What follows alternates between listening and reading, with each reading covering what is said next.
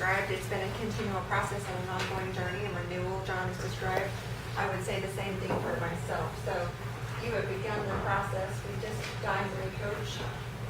So let me point out the next phase. And some of you started filling in some yellow. Who's got some yellow blocks already started? A little slow on building my Cairn. That's all right. You can pronounce it, right? You can pronounce it. Good. So Very careful. let's just talk about the operational pieces. If you look on page 8, there are some words in these yellow blocks, the base here.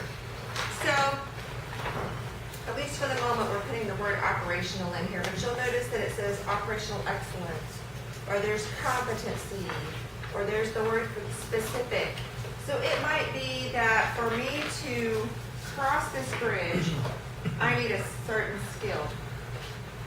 That skill might be myself that I need as a certain skill, or that skill might be that I need to go find a great branding guy to help me along the way. But there's something that for me to successfully cross this bridge and to land that picture and the vision that I have to go get. This is where you start getting more specific, all right, behind things. It can be a skill. It can be just an element of, call it operational excellence. For me, if I'm going to have if one of your bridges, like for example, just call it a bridge for me right now, Allie. What's one of the bridges that you have? The funding is one of my bridges. So finding funding helps subsidize the cost of day camp. Okay, so she's got a pretty sizable bridge.